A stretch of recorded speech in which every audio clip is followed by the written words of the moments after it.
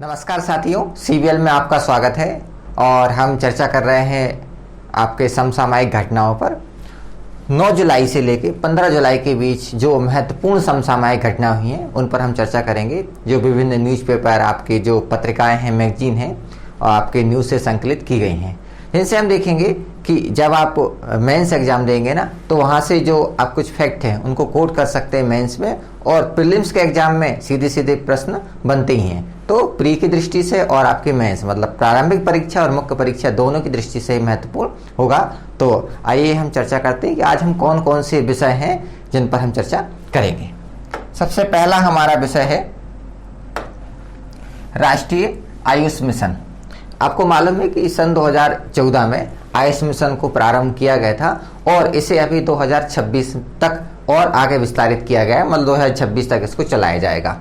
अब ये चर्चा में है, इसलिए हमें इस पर चर्चा करनी है कि 2026 तक बढ़ाया गया है। और आप जानते हैं आयुष मिशन जो है ना, आयुर्वेद, यूनानी, सिद्धा, होम्योपैथी, नेचुरोपैथी, इनका एक कॉम्बिनेशन है जो क्या करेगा, अगर इन पर धीरे धीरे मतलब एलोपैथी से लोग किस पर शिफ्ट होने लगे, आयुष पर, आयुर्वेद हो गया, यूनानी हो गया, सिद्धा, तो जो आपका हेल्थ सेक्टर पर, जो आपका एलोपैथी सेक्टर है, उस पर जो दबाव है वो कम होगा और लोग आयुर्वेद की तरफ बढ़ेंगे या होम्योपैथी की तरफ बढ़ेंगे। तो जो अभी समस्या हमने देखी कोरोना के समय कि हेल्थ सेक्टर बहुत हमारा चरमरा गया, जब ये शिफ्ट हो जाएंगे लोग उस पर तो दबाव कम होगा और हेल्थ जो व्यवस्था है उसमें इम्प्रूवमेंट होगा। दूसरा है यूएपीए की जो प्रकृति है वो सख्त है। हमने पिछले लेक्चर में चर्चा की थी, एक आप करंट अफेयर का जो हमने चर्चा की थी उस पर इस एक्ट को हमने देखा था। इसमें कुछ ऐसे प्रावधान है जो सख्त हैं। सख्त का मतलब अगर किसी व्यक्ति को इसके तहत गिरफ्तार कर लिया तो उसे आसानी से जमानत नहीं मिल पाती है, ठीक है ना। और अभी हाल में चर्चा है, जो स्टैन फादर हैं उनकी दैत हिरासत के दौरान हो गई है, इसके तहत उन्हें गिरफ्तार किया गया था। तो इस पर फिर हम चर्चा करेंगे और इसके एस्पेक्ट और देखेंगे क्यों इसमें संशोधन की आवश्यकता है। फिर अभी हाल में आपको मालूम है कैबिनेट जो समितियां हैं उनका गठन किया गया है। समय समय पर इनमें चेंजेस होता रहता है। हालांकि हमें इनके अध्यक्ष, इनकी अध्यक्षों की याद करने की जरूरत नहीं है, कौन कौन अध्यक्षों की अभी जैसे आज हम याद कर लेंगे, हो सकता है कल फिर चेंज हो जाए, लेकिन होती क्या है, ये करती क्या है, इनका मैकेनिज्म जो कार्य प्रणाली है वो क्या होती है, तो एक टॉपिक की भांति हम इसको देखेंगे। इसके अलावा दिल्ली विधानसभा की शांति एवं सद्भाव समिति की न्याय संगतता। अब क्या होता है कि जैसे लोग फेसबुक के माध्यम से है ना कोई पोस्ट करते हैं, अब उस पोस्ट में फेसबुक का कोई रोल है, अगर कोई दंगा भड़क जाता है कि नहीं। तो ऐसे एक मामला हुआ कि 2020 में फरवरी में जो हिंदू मुस्लिम दंगे हुए, तो वो फेसबुक के माध्यम से लोगों ने संदेश प्रसारित किए, हिंसा फैलाई। तो फेसबुक को जो दिल्ली विधानसभा है ना, उसकी एक कमेटी बनाई गई, शांति सद्भाव समिति, इसने फेसबुक को बुलाया।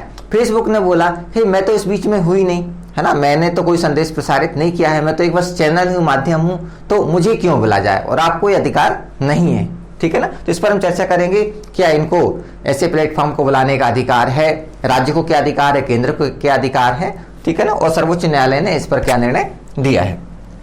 आईटी एक्ट 2000 की धारा 66 से आपको मालूम है, धारा 66 जो है 2015 में ही इसको हटा दिया गया है, लेकिन अभी भी पुलिस के द्वारा इसके तहत जो अपराध हैं वो दाखिल किए जा रहे हैं या इसके तहत लोगों पर मुकदमा दायर किया जा रहा है। तो सुप्रीम कोर्ट का कहना है कि जब इस धारा को हटा दिया गया तो क्यों आप इसके तहत अपराधों को शामिल कर रहे हैं या लोगों पर कार्यवाही कर रहे हैं। तो देखेंगे ये क्या है और इसमें क्या प्रावधान थे, कब इसे हटाया। फिर बात करते हैं मंत्रिपरिषद का। अभी हाल में जो हमारी कैबिनेट है या मंत्रिमंडल है उसका विस्तार हुआ है, कुछ नए मंत्री आए हैं, कुछ मंत्रियों को चेंज करके नए मंत्री स्थापित किए गए हैं। अब एक सारी लिस्ट है, वो तो हम यहाँ पर चर्चा नहीं करेंगे कौन कौन ऐसे मंत्री हैं, और ना ही हमारे एग्जाम में ऐसे प्रश्न बनते हैं कि फलाने मंत्री कौन है, लेकिन एक जो हमारी अवेयरनेस है, जागरूकता है, उसके आधार पर हमें पता होना चाहिए कौन सा मंत्री किस मंत्रालय का प्रमुख है, ठीक है। तो हम यहाँ पर देखेंगे मंत्रिपरिषद, और मंत्रिपरिषद के संबंध में हमारे संविधान में क्या क्या प्रावधान किए गए हैं। हाँ, कौन जो व्यक्तिगत उत्तरदायित्व होता है वो क्या होता है, सामूहिक उत्तरदायित्व होता है मंत्रिपरिषद का, वो क्या होता है, तो इस पर हम चर्चा करेंगे। अब सबसे पहले हम चर्चा करते हैं राष्ट्रीय आयुष मिशन, ठीक है ना। राष्ट्रीय आयुष है, अब आयुष ये शब्द देखें आप, इसका फुल फॉर्म आपको मालूम है, आयुर्वेदा, यूनानी, ठीक है, सिद्धा, होम्योपैथी, फिर इसमें नेचुरोपैथी को भी शामिल किया गया है। तो ये आयुष है। सरकार ने राष्ट्रीय आयुष मिशन को केंद्र प्रायोजित योजना के रूप में वर्ष 2026 तक जारी रखने का निर्णय लिया है। एक शब्द लिखा केंद्र प्रायोजित योजना, इसका मतलब है कि केंद्र इसमें फंडिंग करेगा। अब वो हो सकता है 60% केंद्र का हो, 40% राज्य का हो, या 50% केंद्र का हो या राज्य। प्रायोजित मतलब केंद्र के द्वारा इसमें फंडिंग किया जाएगा। कुछ योजना होती हैं जो पूर्णतः केंद्र सरकार के द्वारा चलाई जाती हैं, कुछ योजना होती हैं जो पूर्णतः राज्य सरकार के द्वारा चलाई जाती है। यहाँ प्रायोजित केंद्र के द्वारा, तो केंद्र इसमें फंडिंग करेगा, बाकी राज्यों का भी इसमें योगदान होगा। शुरुआत की बात करें तो 2014 में इसकी शुरुआत हुई थी, सितंबर 2014। स्वास्थ्य और परिवार कल्याण मंत्रालय के तहत आयुष मिशन को 12वीं पंचवर्षीय योजना के दौरान राज्य और केंद्रों में हमने इसकी, या केंद्र शासित प्रदेश है वहां पर इसको लागू किया था। लेकिन फिर इसके लिए बाद में अलग मंत्रालय का गठन किया गया, इसे हम बोलते हैं आयुष मंत्रालय। और अभी अगर आपसे पूछें कि जो आयुष है वो किस मंत्रालय के तहत कार्य करता है या संचालित हो रहा है, तो इसका अपना खुद का स्वयं का अलग पृथक मंत्रालय है, जो है आयुष मंत्रालय। ठीक है, चलते हैं आगे।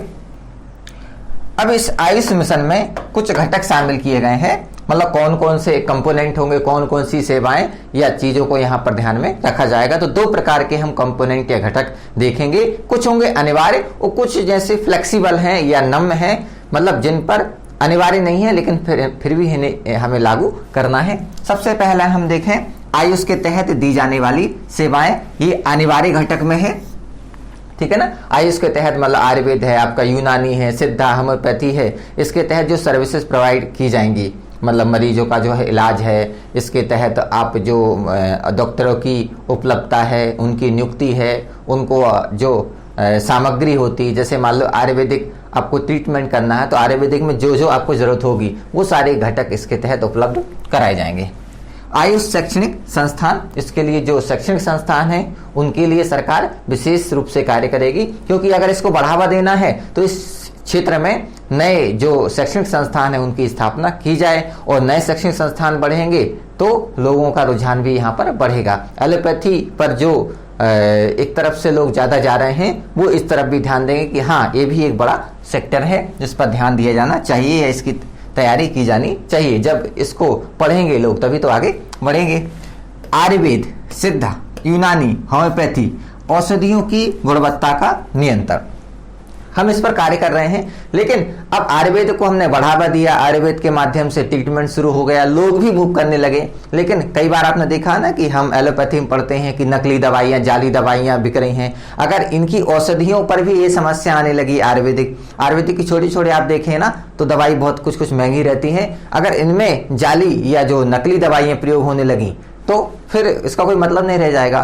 क्वालिटी मतलब जिस मात्रा में जिस घटक को मिलाना था वो अगर घटक सही तरीके से नहीं मिलाए गए तो जो आयुर्वेदिक या होम्योपैथी या इन जो हम आयुष के तहत जो मेडिसिन है, दवाइयाँ हैं, उनको प्रयोग करते हैं वो अपना सही तरीके से लाभ नहीं दिखा पाएंगे। तो जो गुणवत्ता है उसको विशेष रूप से ध्यान रखना है। और आयुर्वेद तो आप समझते हैं ना, आयुर्वेद हमारे 3 गुण हैं शरीर के, जिन्हें हम वात, पित्त, कफ 3 पर ही चर्चा करता है कि शरीर में जितनी भी बीमारियां हैं वो 3 के कारण ही होती हैं। तो इसका मुख्य उद्देश्य आयुर्वेदिक का वात, कफ, पित्त इनको संतुलन करना है ना। जब आप डॉक्टर के पास जाए ना तो जरूर पूछिएगा कि मेरी प्रकृति कैसी है। अगर आपकी वात प्रकृति है, आपकी कफ प्रकृति है या आपकी पित्त प्रकृति, उसके तहत आप व्यवहार करेंगे तो आप आसानी से बीमार नहीं होंगे। आपका जो प्रतिरोधक क्षमता है वो बहुत बढ़ जाएगी। खुद आपको इसको महसूस करेंगे कि हाँ मेरी प्रतिरोधक क्षमता बाकी लोगों से बढ़ रही है। औषधीय पादप पौधे, अब इसके लिए क्या होता है आप समझते हैं, आयुर्वेदिक हो, होम्योपैथी हो, इनके लिए जो प्लांट है उनका बहुत ज्यादा प्रयोग हो जाता है औषधि के रूप में, विभिन्न जड़ी बूटियों के, है ना। अब देखें होम्योपैथी में क्या होता है, कुछ केमिकल मिलाकर उनको प्रिजर्व किया जाता है। आयुर्वेदिक में क्या होता है, सीधा उसको हम प्रयोग कर लेते हैं। तो अब जैसे मान लिया आपने सुना होगा अश्वगंधा की बहुत ज्यादा मांग बढ़ी, तो अब इसके लिए हमें इसका प्लांटेशन करना पड़ेगा। जब इसकी खेती होगी तो हमें ये निर्यात नहीं करना, आयात नहीं करना पड़ेगा। हमारे भारत में ही, हमारे भारत के किसानों के द्वारा इसका फसल का प्रयोग किया जाए, फसल लगाई जाए तो 2 फायदे होंगे। किसानों की आय भी बढ़ेगी हमारी, और हमें दूसरे पर निर्भर नहीं रहना पड़ेगा। खुद की हमारी जो औषधियां हैं वो प्रयुक्त होने लगेगी, और धीरे धीरे जब ज्यादा इनकी प्रयुक्त मात्रा में खेती होगी तो जो कीमत ज्यादा होती है मेडिसिन की वो भी कम होगी, लागत कम आएगी तो कीमत कम होगी। अब देखते हैं हम कुछ है फ्लेक्सिबल घटक है, नम्य घटक। उसमें योग और प्राकृतिक चिकित्सा सहित आयुष स्वास्थ्य केंद्र की स्थापना करना। इसके लिए हम क्या है, आयुष केंद्रों की स्थापना की।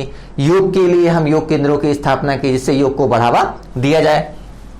टेलीमेडिसिन को बढ़ावा दिया जाए, आयुर्वेदिक में भी टेलीमेडिसिन को बढ़ावा दिया जाए। सार्वजनिक निजी भागीदारी और आयुष में नवाचार इनोवेशन बढ़ाया जाए आयुष के क्षेत्र में। और जो प्राइवेट सेक्टर है वो अभी आयुर्वेदिक में उतना इंटरेस्ट नहीं दिखाता है, लेकिन अगर इसको प्रमोट किया जाए तो प्राइवेट सेक्टर, मतलब इसको बोलते हैं हम PPP, triple P, public private partnership को बढ़ावा दिया जा सकता है और नए जो उद्योगपति है वो इस क्षेत्र में आ सकते हैं। सूचना, शिक्षा और संचार की जो क्रियाकलाप हैं उन पर ध्यान दिया जाए। स्वैच्छिक प्रमाणन स्कीम, परियोजना आधारित इसको लागू किया जाए कि भाई आप खुद से इसको प्रमाणित कर दें कि हाँ ये फलाना जो सेंटर है या आपका जो औषधि केंद्र है या स्वास्थ्य केंद्र है इस दिशा में कार्य कर रहा है। तो अगर इस स्कीम को बढ़ावा दिया जाएगा तो आयुष है वो धीरे धीरे आगे प्रमोट होगा। हालांकि आप देखें ना, कोरोना काल में आयुष ने बड़ा महत्वपूर्ण रोल निभाया है लोगों को स्वास्थ्य के उच्च स्तर बनाए रखने के लिए, कोरोना से बचाव के लिए, इम्यून सिस्टम को बनाए रखने के लिए। अब इसके जो हमारे परिणाम हैं, अपेक्षित परिणाम हैं, वो क्या क्या हम सोच रहे हैं क्या क्या होंगे। तो आयुष सेवाओं में दवाओं का बेहतर उपलब्धता एवं प्रशिक्षित श्रमबल प्रदान कर बेहतर स्वास्थ्य सेवाओं के माध्यम से आयुष स्वास्थ्य सेवाओं तक पहुंच सुनिश्चित हो जाएगी। जब हम इतने सेक्टर में काम करेंगे तो आयुष सेवा तक लोगों की बेहतर पहुंच हो जाएगी। बेहतर सुविधाओं से व्यवस्थित अनेक आयुष शिक्षण संस्थानों के माध्यम से आयुष शिक्षा में सुधार होगा।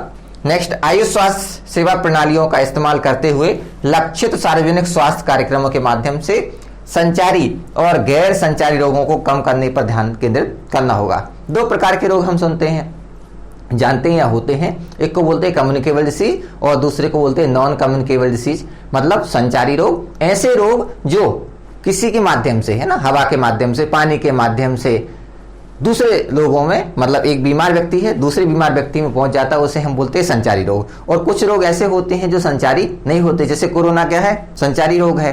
तो संचारी रोग और असंचारी, पहले क्या था कि ऐसे रोग थे जिनसे संचारी रोगों के कारण ही ज्यादा डेथ होती थी, पर अब क्या है कि कुछ ऐसे रोग भी आ रहे हैं, मतलब कोरोना को छोड़ दिया जाए तो असंचारी रोग हैं जो दूसरे लोगों में, एक रोगी व्यक्ति से दूसरे रोगी व्यक्ति में नहीं फैलते हैं, लेकिन फिर भी उनसे डेथ ज्यादा होती है। जैसे आप डायबिटीज देख लें, आप ब्लड प्रेशर देख लें, और सबसे बड़ा जो आपका डिप्रेशन, एक शब्द आप सुनते हैं ना, डिप्रेशन आपको दिखाई नहीं देगा, लेकिन भारत का अधिकांश जो जनसंख्या है, खास करके युवा लोग तक डिप्रेशन का शिकार हो रहे हैं। और आयुर्वेदिक योग में बहुत आसानी तरीके से डिप्रेशन को ट्रीटमेंट किया सकता है।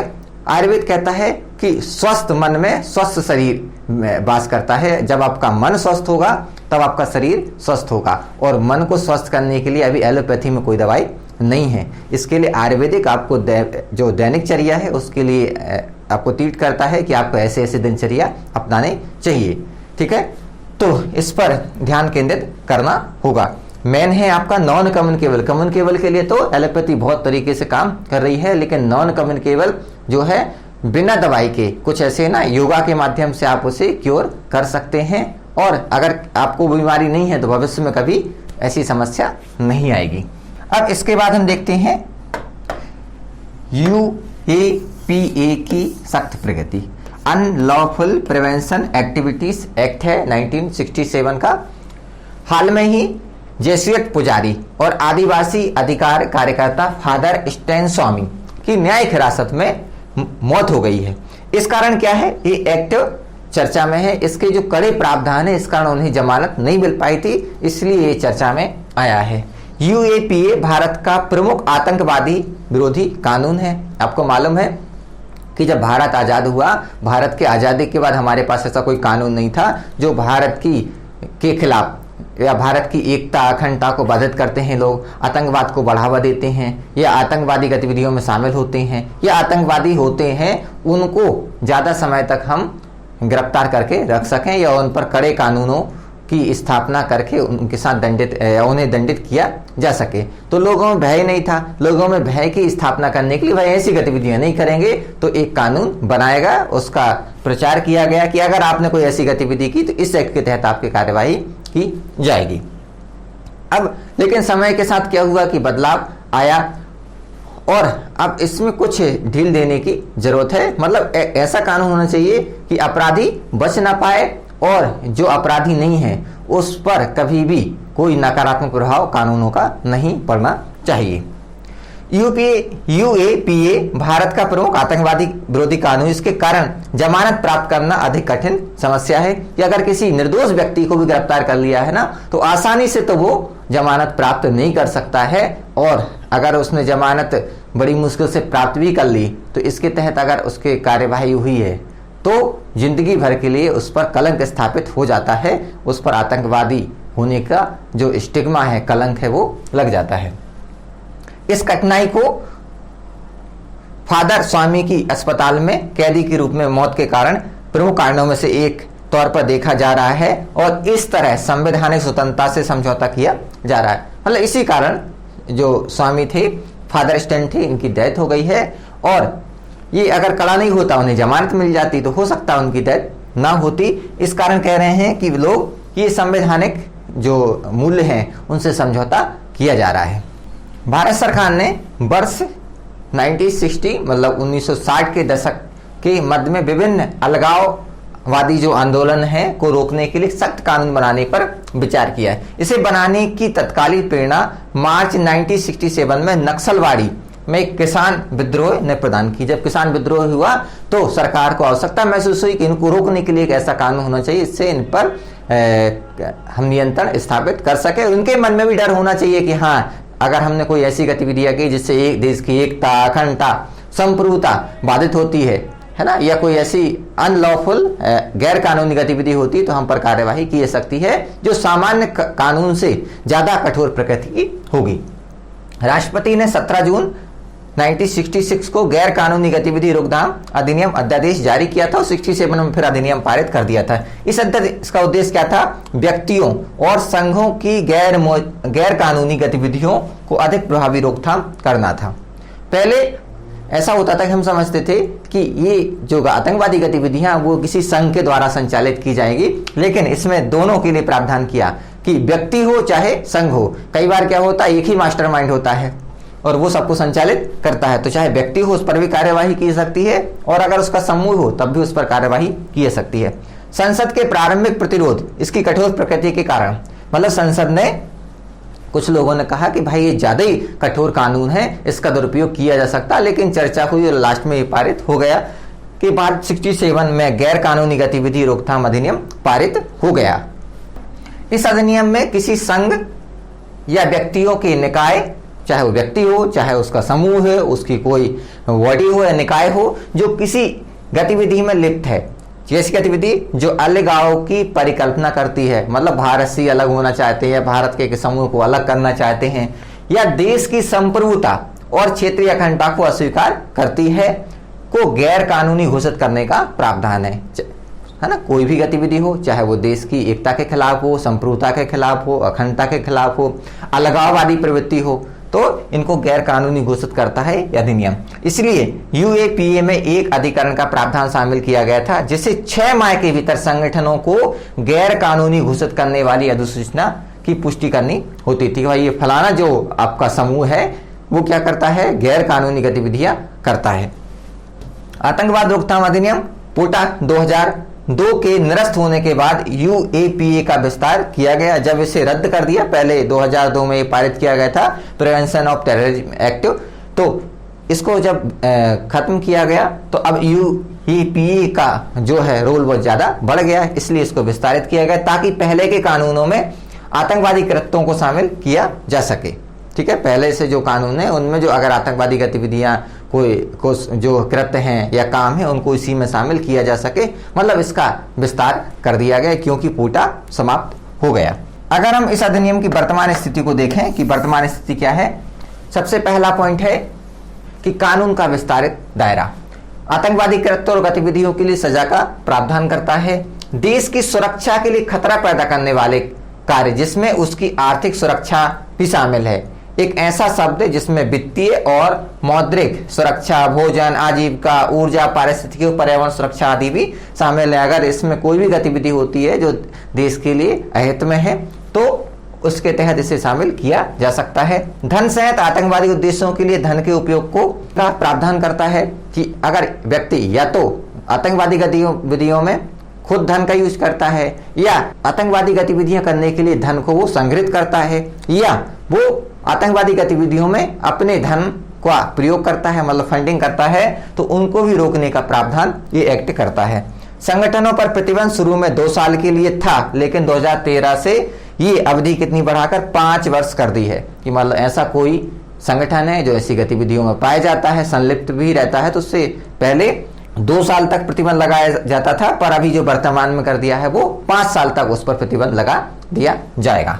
तो ये विस्तारित है, कानून है, अधिनियम का ये विस्तार में हमने ये बिंदु पढ़े। इसके अलावा इन संशोधनों का उद्देश्य संयुक्त राष्ट्र सुरक्षा परिषद के विभिन्न आतंकवादी विरोधी प्रस्तावों, वित्तीय कार्यवाही, कार्यबल की आवश्यकताओं को प्रभावी बनाना है। समय समय पर संयुक्त राष्ट्र भी इस बात पर बल देता है कि आतंकवादी गतिविधियों को रोकने के लिए आपके यहाँ कानून होना चाहिए। एक मैकेनिज्म, एक मशीनीकरण व्यवस्था बोलते हैं इसे, या मशीनी मैकेनिज्म शब्द है, वो एक तंत्र होना चाहिए जो इसके लिए कार्य करे।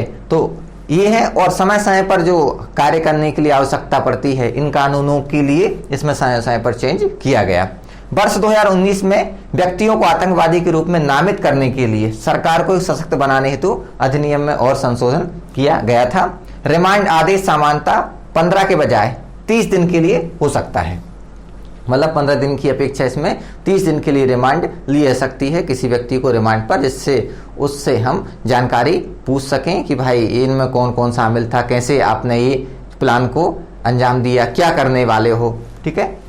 चार्जशीट दाखिल करने से पहले न्यायिक हिरासत की अधिकतम अवधि 90 दिनों से 180 दिनों तक बढ़ाई जा सकती है। सामान्यतः 3 महीने तक गिरफ्तार करके रखा जाता था, लेकिन जरूरत पड़ती है तो इसे 6 महीने तक विस्तारित किया जा सकता है। कमेटी बनती है, वो कमेटी बताती है कि हाँ इस व्यक्ति को और अधिक हिरासत में अब रखा जा सकता है। अब जो अधिनियम है उसको लेकर विवाद क्या है।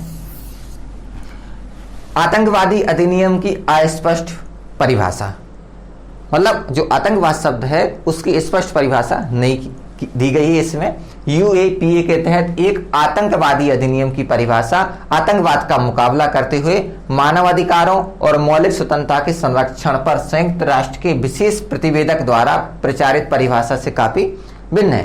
भाई जो हमारा संविधान है, दूसरा जो आपका संयुक्त राष्ट्र संघ का जो मौलिक स्वतंत्रता संरक्षण है, उनमें जो परिभाषा दी है आतंकवाद की, है ना, और इसमें जो दी हैं वो काफी अलग हैं। यहाँ पर स्पष्ट रूप से नहीं कहा गया कौन सा आतंकवादी होगा कौन सा नहीं होगा। जमानत से इनकार यूएपीए के साथ सबसे बड़ी समस्या है कि इससे किसी भी आरोपी व्यक्ति के लिए जमानत हासिल करना बहुत मुश्किल हो जाता है, बहुत आसानी से इसमें जमानत नहीं मिलती है। और इस कारण क्या होता है कि कई बार निर्दोष व्यक्ति अगर इसमें फंस जाता है तो वो भी बड़ी समस्या का सामना उसे करना पड़ता है। समस्या क्या, जिंदगी उसकी खराबी हो जाती है। ट्रायल में देरी है। भारत में न्यायिक वितरण प्रणाली की स्थिति को देखते हुए मुकदमों के स्तर पर लंबित मामलों की दर औसतन आप देखें ना 95.5, लगभग 95% से अधिक लोगों को समय पर इसका निपटारा नहीं होता है। न्याय समय पर निपटारा मतलब होना न्याय है। अगर समय पर निपटारा नहीं हो रहा है तो उसे हम क्या कहते हैं, अन्याय कह सकते हैं। क्लियर है। आगे देखते हैं कि राज्यों को अधिक शक्ति मिलना, इसमें कोई भी ऐसा कार्य शामिल हो सकता है जो धमकी देने की संभावना हो या लोगों में आतंक फैलाने की संभावना से संबंधित हो तथा इन कृत्यों की वास्तविक जांच के बिना सरकार को किसी सामान्य नागरिक या कार्यकर्ता को आतंकवादी घोषित करने की शक्ति प्रदान करता है। संभावनाओं के आधार पर भी किसी व्यक्ति को आप आतंकवादी घोषित कर सकते हैं। तो इससे बड़ी अब संभावना थी, हो सकता है वो आतंकवादी गतिविधियां करने वाला हो या ना हो, लेकिन वो तो आतंकवादी घोषित हो गया। संघवाद को कम आंकना, कुछ विशेषज्ञों का मानना है कि यह संघीय ढांचे के खिलाफ है, क्योंकि यह आतंकवाद के मामलों में राज्य पुलिस के अधिकार की अपेक्षा करता है। यह देखते हुए पुलिस भारतीय संविधान की 7वीं अनुसूची के तहत राज्य का सूची का विषय या राजसूची का विषय है। इसमें जो संघवाद की भावना है कि भाई जितनी शक्तियां केंद्र को उतनी राज्य को होनी चाहिए, लेकिन राज्य की जो पुलिस है उसकी वो अपेक्षा करता है इस पर, तो कहीं ना कहीं हम कह सकते हैं संघवाद पर भी आघात कर रहा है, क्योंकि जो कानून व्यवस्था बनाए रखना राज्य का जो मामला है वो राज्य के पास होना चाहिए था, लेकिन केंद्र का इंटरफेयर ज्यादा है इसमें, क्योंकि केंद्र ही आप जानते हैं कि संसद और अगर विधानसभा की हम तुलना करें या राज्य सरकार केंद्र सरकार की तुलना करें, तो अगर शक्तियां केंद्र को ज्यादा दी जा रही हैं तो राज्य को कहीं ना कहीं कमजोर साबित करने की या कमजोर करने की कोशिश हो रही है और इस संघवाद के खिलाफ है। नया टॉपिक हमारा मंत्रिमंडलीय समितियां या जिन्हें हम कैबिनेट कमेटियां कहते हैं। अभी आपको मालूम है अभी हाल में ही जो मंत्रिमंडलीय समितियां उनमें बदलाव किया गया है। तो अब देखिए हमें सारे जो मंत्री हैं मंत्रिमंडलीय कमेटियां हैं उनके मेंबर और इनकी सदस्यों की याद रखने की जरूरत नहीं है, क्योंकि समय समय पर ये चेंज होते रहते हैं। लेकिन कौन सी कमेटी है क्या करती है ये तो आप समझते ही हैं। और जो मंत्रिमंडलीय कमेटियां हैं वो क्यों बनाई गई हैं आपको जानकारी है कि जो संसद है, अब संसद के सारे मेंबर जो होते हैं वो अधिकतर समय अपने क्षेत्र में रहते हैं। कुछ समय के लिए हम बात करें 2-3 महीने एवरेज है ना, मैक्सिमम बोल रहा हूँ कि वो दिल्ली में रहकर कार्य करेंगे। तो अब जो देश चलाने का कार्य है, देश के लिए कानून निर्माण का कार्य है, वो इतने समय में संपन्न नहीं हो सकता। तो उसके लिए क्या है, एक जो कमेटियां बनाई जाती है जो स्थायी रूप से साल भर में काम करती हैं, पूरी साल निरंतर कार्य करती रहती हैं। और जब बैठक होती है संसद का सत्र होता है तो उस समय ये कमेटियों के द्वारा जो रिसर्च की जाती है उसके संबंध में कार्य की जाती है वो संसद के लिए बड़े लाभदायक होते हैं। तो देखते हैं 8 कमेटियां हैं कैबिनेट, ठीक है। अब आप ये 8 कमेटियों में देखें कि कैबिनेट की जो नियुक्ति समिति है वो नियुक्ति संबंधी मामले देखेगी, आवास संबंधी मतलब जो सांसद हैं जो वहां के कर्मचारी उनको आवास अलॉटमेंट ये सारे ये आवास कमेटी देखेगी, आर्थिक मामलों को आर्थिक कमेटी देखेगी, संसदीय जो मामले हैं उनको संसदीय मामलों की समिति देखेगी, राजनीतिक जो मामला आ रहा है उसको राजनीतिक कमेटी देखेगी, है ना। फिर सुरक्षा संबंधी अलग कमेटी जो सुरक्षा डिफेंस के मामलों को देखती है, निवेश और विकास के लिए भी मतलब भारत में निवेश को बढ़ावा दिया जाए इसके लिए भी अलग से कमेटी बनाई गई है। रोजगार और कौशल विकास पर कैबिनेट कमेटी, जो रोजगार की समस्या हम देख रहे हैं कि अभी भारत में बड़ी बेरोजगारी दर है, तो इसके लिए इसको कार्य करना चाहिए, लेकिन इसने कुछ काम किया नहीं जिस तरीके से कार्य करना चाहिए था। अब इनके अध्यक्ष कौन होते हैं, तो आप देखें कि जो आवास कमेटी है इसके अध्यक्ष गृह मंत्री हैं अमित शाह, और संसदीय मामलों की जो कैबिनेट कमेटी है इसके जो अध्यक्ष है डिफेंस मिनिस्टर हैं, हालांकि इसके भी गृह मंत्री होते हैं। बाकी जो 6 कमेटियां हैं इनके अध्यक्ष कौन है, प्रधानमंत्री जी हैं, ठीक है। थोड़ा इतना आप ध्यान रखिएगा। आवास संबंधी कैबिनेट समिति और संसदीय मामलों की कैबिनेट समिति को छोड़कर सभी जो समितियां हैं उनका नेतृत्व मोदी जी या प्रधानमंत्री जी कर रहे हैं। इनका जो उद्भव बात कर रहे हैं तो संविधान में जो कैबिनेट कमेटियां हैं इनका उल्लेख नहीं है, ये अतिरिक्त संविधान है, एक्स्ट्रा कॉन्स्टिट्यूशन बोलते हैं, क्योंकि जो संविधान के तहत जो संसद को कार्य दिए गए हैं उनमें आसानी हो, उनको सुलभता पूर्वक शीघ्रता पूर्वक कर सके। दूसरे शब्दों में उनका संविधान में उल्लेख नहीं, हालांकि व्यवसाय नियम उनकी स्थापना के लिए प्रावधान करते हैं। बिजनेस जो संसद के बिजनेस रूल होते हैं उनके लिए राष्ट्रपति को नियम बनाने की शक्ति, और राष्ट्रपति ने नियम बनाए उसके तहत ये कैबिनेट समिति है उनकी स्थापना की गई है। ये नियम संविधान में अनुच्छेद 77 के क्लॉज नंबर 3 से निकलते हैं, जिसमें कहा गया है राष्ट्रपति भारत सरकार के व्यवसाय मतलब भारत सरकार के जो कार्य हैं उनके संचालन के लिए अधिक सुविधाजनक लेन देन के लिए उक्त व्यवसाय के मंत्रियों के बीच आवंटन के लिए नियम बना सकते हैं कि भाई कौन किस व्यक्ति को कौन से मंत्री कौन सा कार्य दिया जाएगा। इसके तहत ये कानून बनाए गए हैं। अब हम बात करें कि जो कैबिनेट कमेटी हैं इन कैबिनेट कमेटी का रोल क्या है, भूमिका क्या है।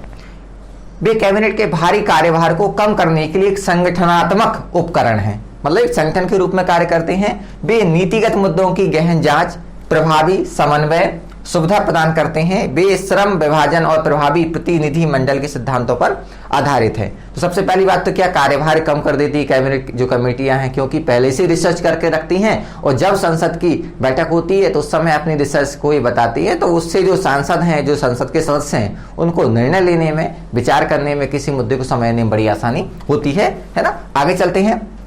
वे न केवल मुद्दों को हल करते हैं, कैबिनेट के विचार के लिए प्रस्ताव तैयार करते हैं, बल्कि वे निर्णय भी लेते हैं। बेशक कैबिनेट अपने फैसलों की समीक्षा कर सकती हैं, मतलब ये कैबिनेट कमेटियां निर्णय लेती हैं कि हाँ इस कार्य को इस तरीके से करना, इससे फायदा है, इससे नुकसान है, ठीक है। आगे चलते हैं।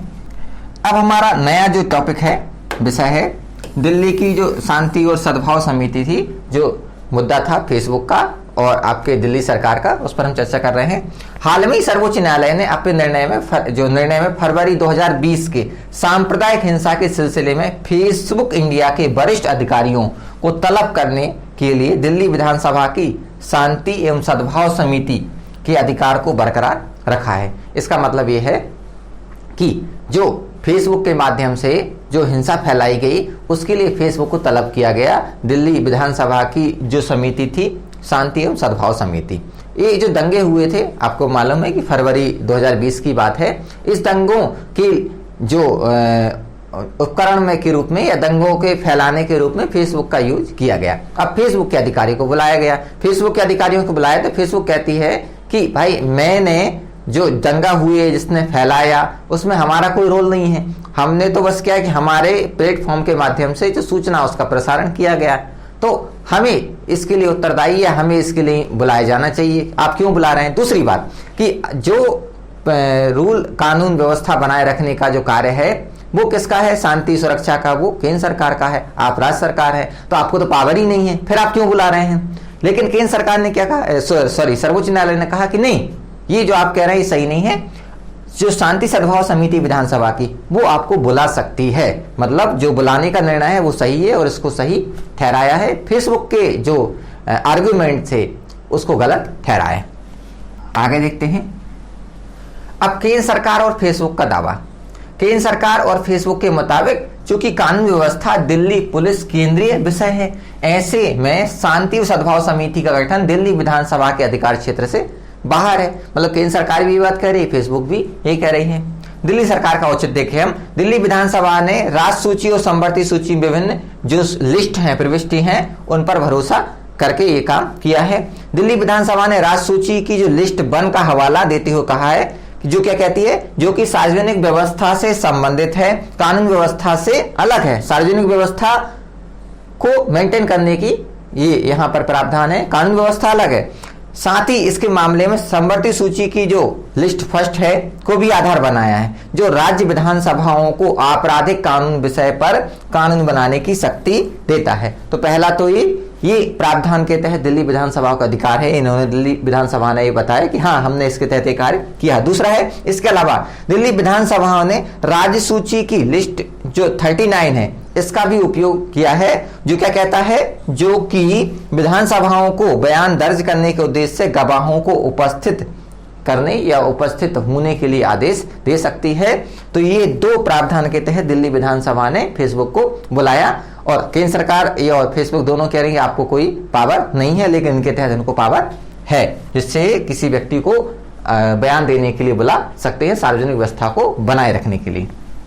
अब सर्वोच्च न्यायालय ने क्या निर्णय दिया, फेसबुक के तर्क को नकार दिया।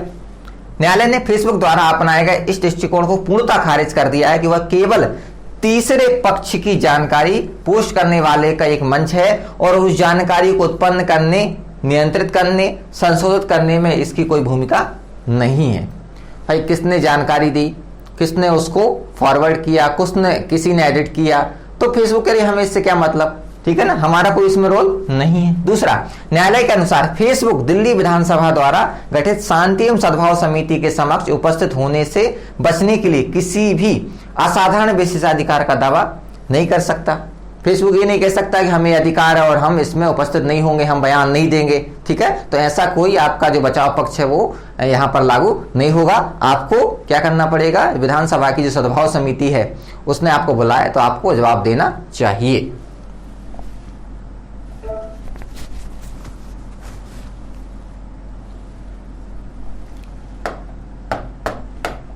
अब समिति की शक्तियां देखें हम, अपने निर्वाचन क्षेत्र में ऑनलाइन सामूहिक घृणा और हिंसा से निपटने के लिए सर्वोत्तम उपायों पर विधानसभा के निर्वाचित प्रतिनिधि द्वारा की गई सुविज्ञ मंत्रणा, मतलब इन्फॉर्म्ड डेलिब्रेशन, काफी हद तक समिति की कार्यनिर्वाह क्षमता के अनुरूप थी। मतलब इनने जो कार्य किया है, प्रतिनिधि हैं ये बुला सकते हैं, क्योंकि इनको सार्वजनिक व्यवस्था बनाए रखना, शांति बनाए रखना है, ऑनलाइन हो चाहे ऑफलाइन हो, तो ये सही था।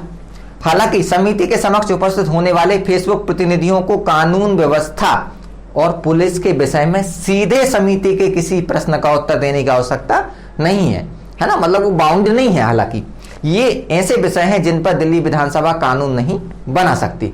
अब लेकिन जो सामान्य हम चर्चा करें कि कानून व्यवस्था बनाए रखना आपका भारत का, मतलब केंद्र का और राज्य का दोनों का काम है, तो दोनों को कानून बनाने की बात हो, चाहे उसके क्रियान्वयन की बात हो, सुरक्षा की बात हो, मिलजुल कर काम करना चाहिए। अब ऐसा पहली बार नहीं है कि दिल्ली सरकार और केंद्र सरकार में जो संघर्ष की स्थिति हम देखने को मिल रही है। दिल्ली के प्रावधान पहले से भी ऐसे थे और आज भी ऐसे पहले से देश चला आ रहा है और दोनों को मिलकर इसमें कार्य करना चाहिए। ऐसा नहीं केंद्र सरकार सारे नियम कानून उन पर थोप दे, है ना, या उनकी शक्तियों को कम कर दे और दिल्ली सरकार केंद्र सरकार के सारे नियम कानून को मानने से मना कर दे। ऐसा नहीं, दोनों को मिलजुल कर काम करना चाहिए। ये भी सर्वोच्च न्यायालय ने गाइडलाइन दी। विधानसभा की शक्ति पर हम देखते हैं, न्यायालय ने फेसबुक के स्तर को खारिज कर दिया कि विधानसभा को दंगों की परिस्थितियों की जांच करने के बजाय स्वयं को कानून बनाने तक सीमित रखना चाहिए। मतलब ये तर्क भी कहीं से वाजिब नहीं लग रहा कि भाई आप खुद क्या करें, सिर्फ कानून बनाए, दंगों की जांच ना करें। कर सकती भाई, क्योंकि सामान्य व्यवस्था, सार्वजनिक व्यवस्था बनाए रखना उसका काम है।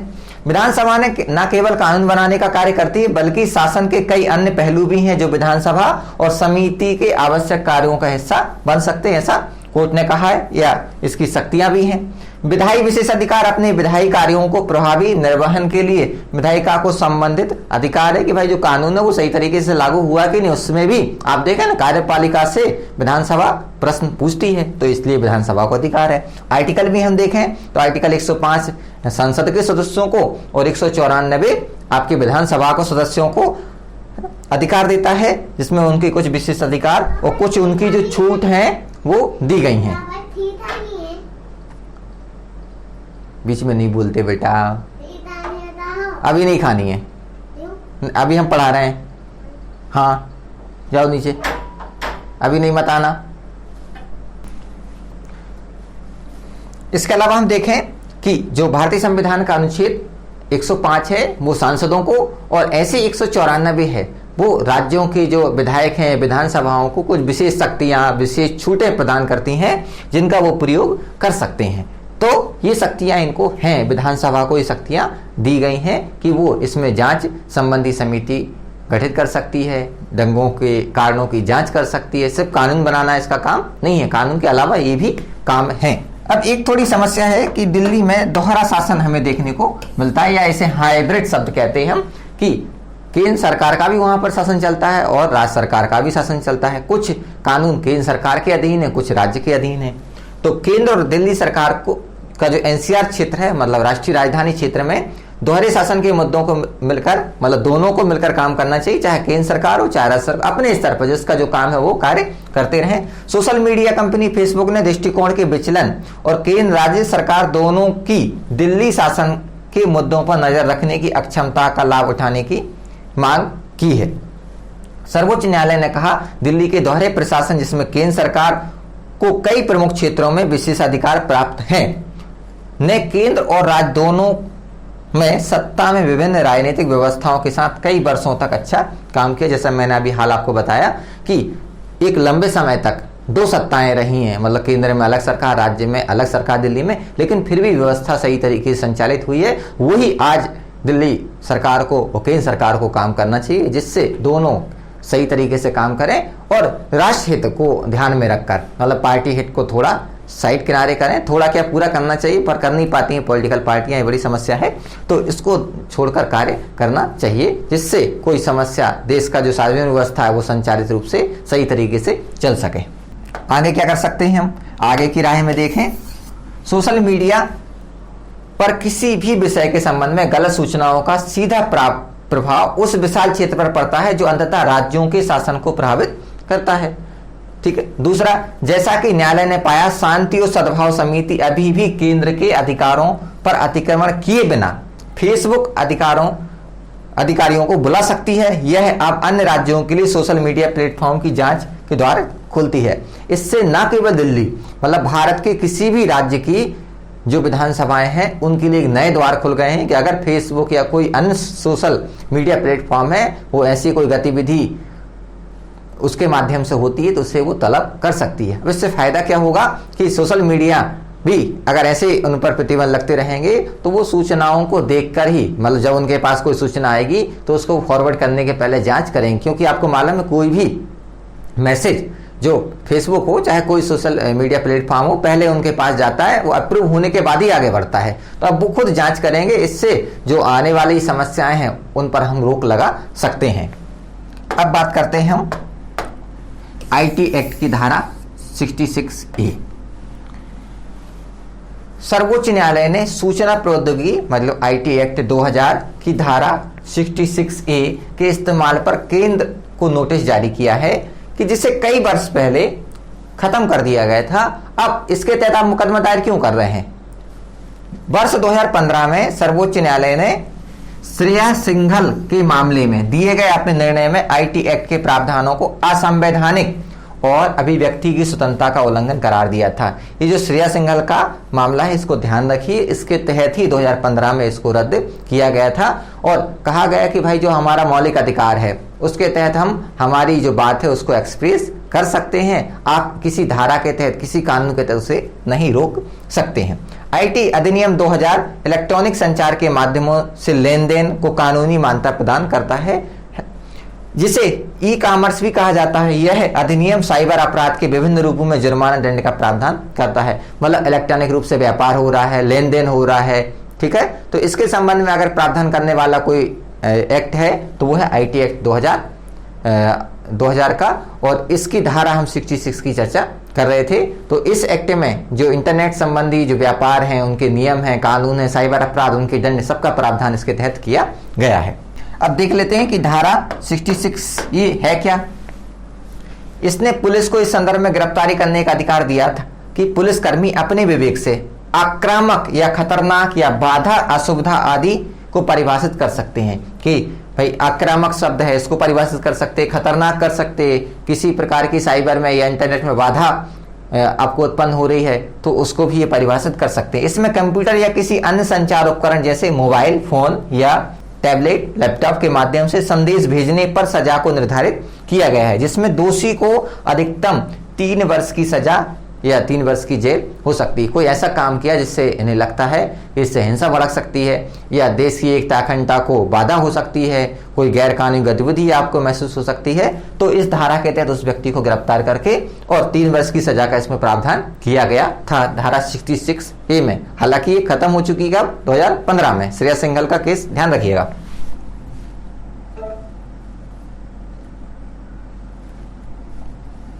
अब जो धारा 66A है इससे संबंधित मुद्दे क्या हैं? अपरिभाषित कार्यों के आधार पर सबसे पहला मुद्दा, न्यायालय ने देखा कि धारा 66 की कमजोरी क्या है, इस तथ्य में निहित है कि इसमें अपरिभाषित कार्यों को अपराध का आधार बनाया गया, जैसे असुविधा, खतरा, बाधा, अपमान। अब ये जो शब्द हैं वो परिभाषित ही नहीं किए गए हैं, तो पुलिस अपने हिसाब से परिभाषित कर लेती है। ये सभी संविधान के अनुच्छेद 19 जो कि अभिव्यक्ति की स्वतंत्रता की गारंटी प्रदान करता है कि अपवादों की श्रेणी में नहीं है। आपको मालूम है अनुच्छेद हम 19 पढ़ते हैं तो उसमें लिखा है कि लोक व्यवस्था, लोक स्वास्थ्य हो गया, देश की एकता, अखंडता है। अगर यही आधार है तो आपकी अभिव्यक्ति की आजादी को, ऐसे और भी आधार हैं उसमें, उस पर रोका जा सकता है। पर ये शब्द नहीं लिखे गए हैं, तो जब इसमें उसमें नहीं लिखे गए, इसमें क्यों लिखे गए हैं? ठीक है ना, और इसमें लिखने की जरूरत ही क्यों है? दूसरा, विषय परक प्रकृति। न्यायालय ने यह भी देखा कि चुनौती यह पहचान करने की थी कि रेखा कहां खींची जाए, मतलब कौन से मामले इसमें अपराध की श्रेणी में आएंगे, कौन से नहीं आएंगे। परंपरागत रूप से इसे उकसाने पर खींचा गया है, जबकि बाधा और अपमान जैसे शब्द व्यक्ति परक हैं, है ना। बाधा शब्द कोई मतलब नहीं है, अपमान शब्द भी व्यक्ति परक है। क्लियर? तो इनको यहां लिखने की कोई आवश्यकता नहीं थी। और फिर परिभाषा करने की समस्या आती है तो पुलिस अपने हिसाब से इसको परिभाषित कर लेती है। ये बड़ा मुद्दा है। नेक्स्ट, कोई प्रक्रियात्मक सुरक्षा उपाय नहीं है, मतलब प्रक्रिया के तहत कोई सुरक्षा इसमें का प्रावधान हमें देखने को नहीं मिलता है।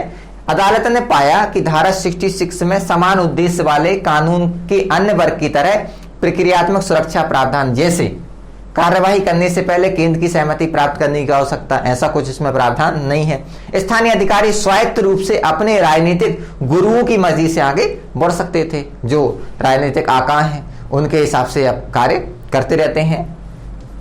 न्यायालय ने दो अन्य प्रावधानों यथा आईटी अधिनियम की धारा 69A और 79 को रद्द नहीं किया था तथा यह कहा कि कुछ प्रतिबंधों के साथ लागू इनको कर सकते। दो धाराएं 79 और आपका 69A, ये धाराएं याद करने की जरूरत नहीं है आपको, बस समझ रहे कि यहाँ क्या मामला है, क्या प्रावधान है एक्ट में। धारा 69 ये क्या है, किसी कंप्यूटर संसाधन के माध्यम से किसी जानकारी की सार्वजनिक पहुंच को अवरुद्ध करने के लिए निर्देश जारी करने की शक्ति प्रदान करती है। और धारा 79 कुछ मामलों में मध्यस्थ के दायित्वों को छूट प्रदान करती है। कोई अगर आपकी इंफॉर्मेशन उसको रोका जा सकता है।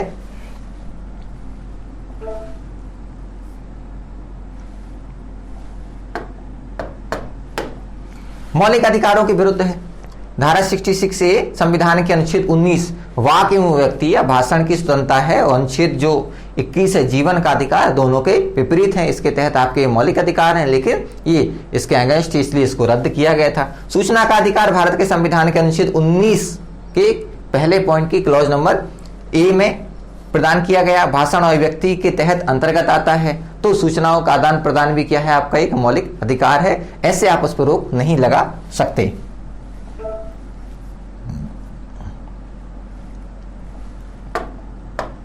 आगे क्या कर सकते हैं, आगे की राय देखें। एक ऐसी प्रणाली से आगे बढ़ने की सख्त आवश्यकता है जहां न्यायिक निर्णयों के विषय में संचार ईमानदार अधिकारियों की पहल दया पर हो, एक ऐसे तरीके से जो मानवीय त्रुटि पर निर्भर ना हो, तात्कालिकता को बढ़ा चढ़ाकर ओवरपेश ना किया जाए। कैसी प्रणाली चाहिए कि भाई जो सच्ची हो, ईमानदार अधिकारियों के तहत संचालित हो, ऐसी हमें प्रणाली चाहिए। और ऐसे तरीके जो मानवीय त्रुटि पर, मतलब मानव की गलतियां हैं उन पर निर्भर ना हो। असंवैधानिक कानूनों को लागू करना जनता के पैसे की बर्बादी है। मतलब ऐसे कानून जो असंवैधानिक हैं आपने लागू कर, जनता को समस्या हो रही है, जनता का पैसा उसका भी दुरुपयोग हो रहा है, तो लोकतंत्र का कहीं ना कहीं अपमान है। इसके अलावा इससे महत्वपूर्ण बात यह है कि जब तक इन बुनियादी दोष को दूर नहीं किया जाता तब तक कुछ व्यक्ति अपने जीवन के अधिकार और व्यक्तिगत स्वतंत्रता से वंचित रहेंगे। उनका तो मौलिक अधिकार हनन हो रहा। आपने कानून लागू कर दिया, किसी को तहत इसके तहत दंडित किया गया, उसके जो अधिकार उनसे रोका गया, तो उसके तो मौलिक अधिकारों का हनन है। बाद में भला ही आपने रद्द कर दिया लेकिन उनको तो नुकसान हुआ। ये गरीबी और अज्ञानता तथा अपने अधिकारों की मांग करने में असमर्थता के अलावा किसी अन्य कारण से कानून विहीन गिरफ्तारी व नजरबंदी का अपमान सहेंगे। ऐसे लोगों को गिरफ्तार किया जाएगा, उनको अपमान का सामना करना पड़ेगा, तो उनके साथ ही कहीं ना कहीं अन्याय है।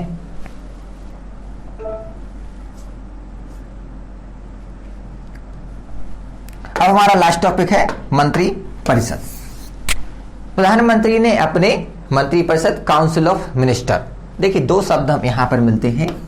एक शब्द है मंत्री परिषद जिसे हम बोलते हैं काउंसिल ऑफ मिनिस्टर, और दूसरा शब्द हम देखते हैं जिसे बोलते हैं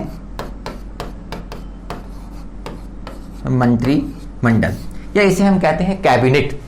मंत्री परिषद का मतलब होता है, आप जानते हैं 3 प्रकार के मंत्री होते हैं सामान्यतः, कैबिनेट मंत्री, राज्य मंत्री और राज्य मंत्री स्वतंत्र प्रभार, है ना, इसी के पार्ट होते हैं। या इनको ऐसा कहूं मैं कि सबसे पहले कैबिनेट मंत्री, दूसरे राज्य मंत्री, है ना, और उपमंत्री या उपयंत्री। राज्य मंत्री में ही हम पढ़ते हैं 2 प्रकार के, राज्य मंत्री स्वतंत्र प्रभार और बिना स्वतंत्र प्रभार वाले राज्य मंत्री। तो ये 3 प्रकार के मंत्री होते हैं। तीनों प्रकार के मंत्रियों या सभी प्रकार के मंत्रियों को शामिल कर रहे हैं, उसे कहते हैं हम क्या, मंत्री परिषद, काउंसिल ऑफ मिनिस्टर। संविधान का उल्लेख, संविधान में इसका ही उल्लेख किया गया है। और जो कैबिनेट शब्द है या कैबिनेट का शब्द मात्र संविधान में एक जगह है, वो अनुच्छेद 352 है, लेकिन मंत्री परिषद को संविधान शक्ति प्रदान करता है। मंत्रिमंडल की बात करें, इसे कहते हैं हम कैबिनेट। कैबिनेट में क्या होता है, सिर्फ कैबिनेट मंत्री शामिल होते हैं, या ऐसे मंत्री जो किसी मंत्रालय के मुखिया होते हैं वो ही कैबिनेट मंत्री कहलाते हैं और वो ही शामिल होते हैं। तो थोड़ा इसको आप ध्यान रखिएगा। तो अपने मंत्री परिषद का विस्तार और फेरबदल किया है। मंत्रिमंडल के पास अब कितने हैं, 77 मिनिस्टर हैं, जिनमें से लगभग आधे नए हैं। अब जो मंत्री नए आए हैं उनमें से आधे मंत्री नए हैं। काउंसिल ऑफ मिनिस्टर मतलब मंत्री परिषद में मंत्रियों की 3 श्रेणियां होती हैं, अर्थात कैबिनेट मंत्री, राज्य मंत्री और उपमंत्री या उपयंत्री। इन सभी मंत्रियों में सबसे ऊपर प्रधानमंत्री होता है, ठीक है। तो आप समझ गए हो कि 3 प्रकार के मंत्री होते हैं। मंत्री परिषद क्या होती है, मंत्रिमंडल क्या होता है। संवैधानिक प्रावधानों की अगर हम बात करें कि संविधान में क्या प्रावधान है, तो आर्टिकल 74 में लिखा राष्ट्रपति की सहायता और उसकी सलाह लेने के लिए, उसको सलाह देने के लिए एक मंत्री परिषद होती है जो राष्ट्रपति को देश के संचालन के लिए सलाह प्रदान करती है। इसी में साथ में सेकंड क्लॉज में कहा गया है कि जो मंत्री परिषद के द्वारा राष्ट्रपति को जो सलाह दी जाएगी वो किसी भी न्यायालय में प्रश्नगत नहीं होगी। मतलब न्यायालय ये नहीं पूछेगा कि राष्ट्रपति को सलाह दी या राष्ट्रपति को सलाह दी तो क्या दी, ऐसा कोई प्रश्न नहीं पूछा जाएगा। ठीक है ना। राष्ट्रपति को पुनर्विचार करने के लिए मंत्रिपरिषद की आवश्यकता हो सकती है और राष्ट्रपति पुनर्विचार के बाद सलाह के अनुसार कार्य करेगा।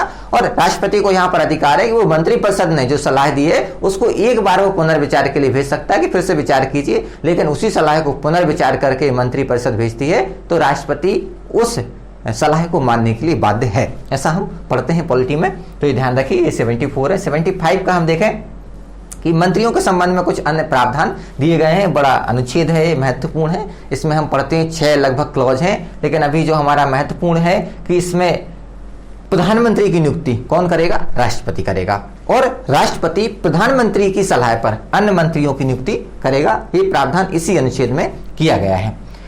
इसमें पहले ये प्रावधान नहीं था, इसे बाद में जोड़ा गया 2003 में 91वें संविधान संशोधन के माध्यम से 2003 में क्या प्रावधान कर दिया कि जो मंत्रियों की संख्या है वो कुल कितनी होगी, लोकसभा की कुल संख्या का 15% से अधिक नहीं होगी। जैसे हमारे लोकसभा की संख्या कितनी 545 हुई, तो इसका 15% जो भी होगा, है ना, 82-83 लगभग आता है, उससे ज्यादा मंत्री नहीं हो सकते। क्लियर। तो ये प्रावधान मूल संविधान में नहीं था, बाद में जोड़ा गया है। आगे आते हैं। मंत्रियों के लिए जरूरी कि वो संसद के सदस्य हों।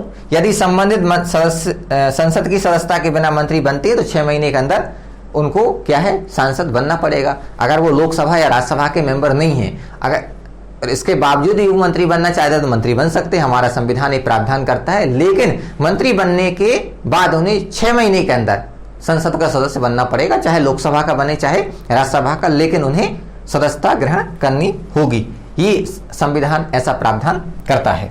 इसके अलावा जो हमारा 77 अनुच्छेद है, भारत सरकार के कार्यों का संचालन राष्ट्रपति के नाम से किया जाएगा और राष्ट्रपति भारत सरकार के कार्य संचालन के लिए क्या कर सकता है, सुविधा के लिए मंत्रियों के बीच जो कार्यों का आवंटन है, कार्यों का बंटवारा कर सकता है और उसके लिए नियम बना सकता है।